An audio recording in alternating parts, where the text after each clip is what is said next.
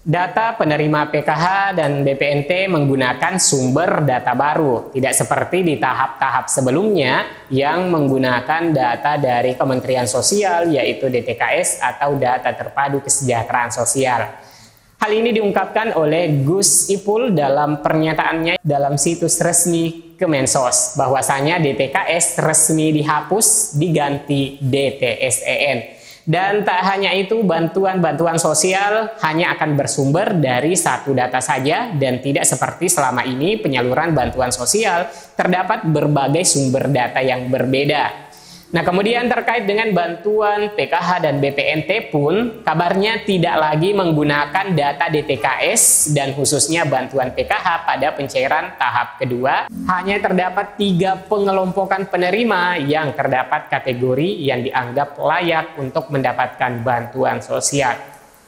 Nah, bagi teman-teman yang belum memahami aturan terbaru di PKH, baru-baru ini keluar pedoman yang harus diketahui oleh kita semua, utamanya bagi yang selama ini mendapatkan bantuan PKH dan juga bagi masyarakat umum yang ingin mengetahui persyaratan penerima bantuan PKH. Oleh karena itu, saya akan kembali menginformasikannya kepada teman-teman semua setelah tayangan singkat berikut ini.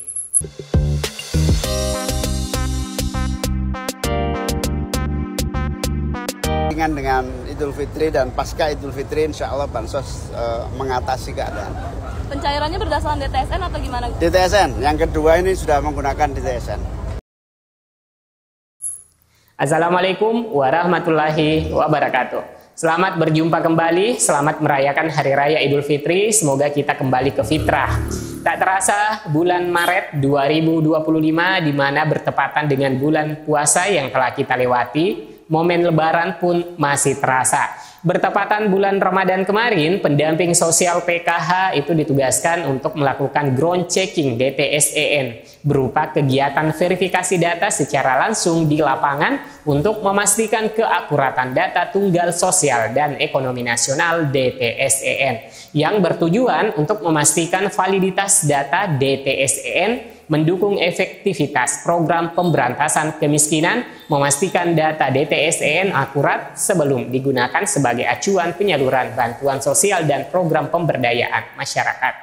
Kemudian terkait dengan penyaluran PKH dan BPNT dan juga program bantuan sosial pada penyaluran triwulan kedua atau tahap kedua, ada gebrakan besar yaitu data penerima PKH dan BPNT saat ini dihapus. Kebijakan pemerintah mengganti data penerima baru merupakan langkah besar pemerintah dalam penguatan data nasional. Sejak ditandatanganinya penggunaan sumber data bantuan sosial yang baru oleh Presiden Republik Indonesia Prabowo Subianto, yaitu Instruksi Presiden Inpres nomor 4 tahun 2025 tentang data tunggal sosial dan ekonomi nasional DTSEN pada 5 Februari 2025.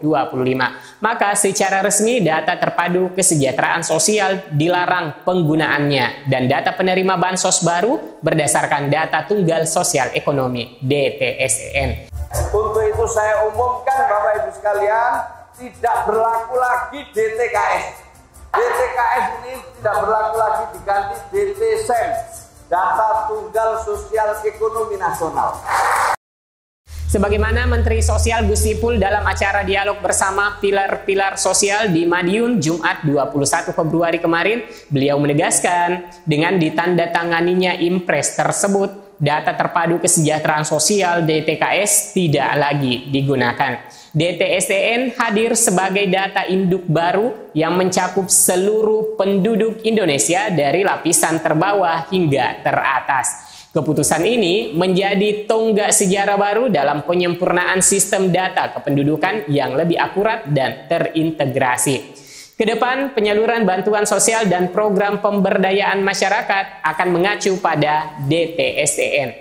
Lebih lanjut, Gus Ipul menjelaskan bahwa terkait dengan data penerima bantuan sosial dalam paparannya, ini adalah pertama kalinya Indonesia memiliki data tunggal nasional yang menyangkut seluruh penduduk.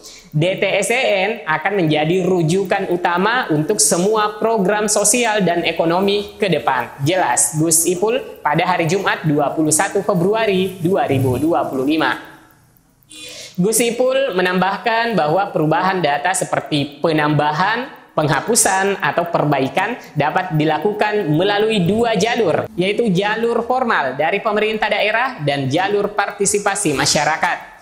Pencairan bantuan sosial Bansos triwulan pertama tahun 2025 sudah selesai dan segera akan dilakukan persiapan-persiapan untuk penyaluran tahap kedua. Namun, perlu dan wajib diketahui KPM bahwa Bansos itu tidaklah bersifat abadi dan diterima seumur hidup, melainkan ada batas waktunya dan harus memenuhi persyaratan sesuai dengan ketentuan masing-masing dari bantuan sosial. Nah, khususnya untuk bantuan program Keluarga Harapan atau PKH, persyaratan yang menjadi peserta PKH tidak semudah bantuan BPNT. Nah, bantuan program Keluarga Harapan atau bantuan PKH disebutkan dalam aturannya bahwa ini merupakan bantuan bersyarat ya teman-teman. Selain dari persyaratan keluarga miskin, juga harus memenuhi persyaratan komponen PKH. Nah, keberadaan komponen PKH inilah yang dibayarkan sesuai dengan kategori anggota keluarga yang tercatat dalam kartu keluarga dan aktif data keluarganya pada Data Sosial Ekonomi Nasional DTSEN. Nah, adapun 3 kelompok atau komponen PKH yang dibayarkan bantuannya, di sini saya akan merinci satu persatu karena PKH itu terdapat 3 kelompok atau 3 komponen, di mana setiap kelompok atau komponen itu terdapat kategori-kategori anggota keluarga. Nah, yang pertama atau kelompok pertama komponen kesehatan. Nah, di komponen kesehatan terdapat 2 kategori, yaitu kategori ibu hamil atau nifas dan anak usia dini. Nah, untuk kategori ibu hamil yang terbayarkan itu adalah maksimal kehamilan kedua. Jadi teman-teman atau ibu-ibu penerima PKH jika sudah memiliki 2 anak lantas hamil lagi, nah ini tidak masuk lagi menjadi komponen ya teman-teman. Meskipun kenyataannya sebagai ibu yang sedang mengandung. Namun yang disebut komponen berkategori ibu hamil atau nifas hanya untuk kehamilan kedua saja. Nah, selanjutnya teman-teman untuk kelompok atau komponen kesehatan untuk kategori anak usia dini 0 tahun hingga 6 tahun 0 bulan. Jika 6 tahun lebih 1 hari, ini juga tidak termasuk ya teman-teman, jika pada saat verifikasi perhitungan bantuan ternyata usia anak sudah melebihi dari 6 tahun 0 bulan. Dan untuk komponen anak usia dini hanya diberlakukan sampai pada anak pertama dan kedua saja. Selanjutnya teman-teman ada kelompok atau komponen berikutnya yang dibayarkan pada PKH adalah kelompok atau komponen pendidikan.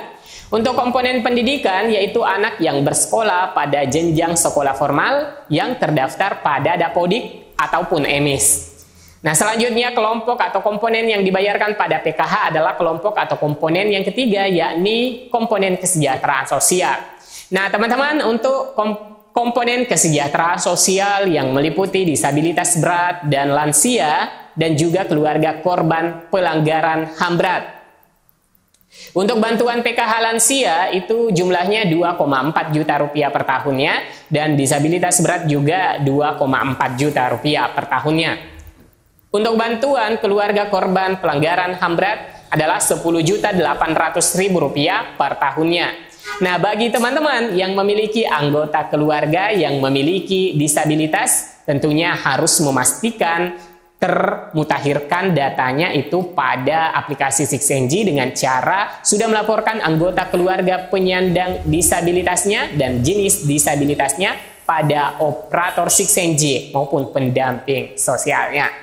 Nah, dan perlu diketahui bahwa tidak semua disabilitas atau kecacatan bisa masuk menjadi kategori penerima. Tetapi kecacatan berat adalah disabilitas yang tidak dapat beraktivitas tanpa bantuan orang lain di sekitarnya. Nah, teman-teman, itulah 3 kelompok atau komponen yang terdapat kategori anggota keluarga dalam PKH. Tanpa adanya komponen PKH dan kategori anggota keluarga, maka tidak akan mendapatkan bantuan PKH lagi. Nah, teman-teman, mungkin cukup informasinya sampai di sini. Semoga bermanfaat dan sampai jumpa di video selanjutnya. Wassalamualaikum warahmatullahi wabarakatuh.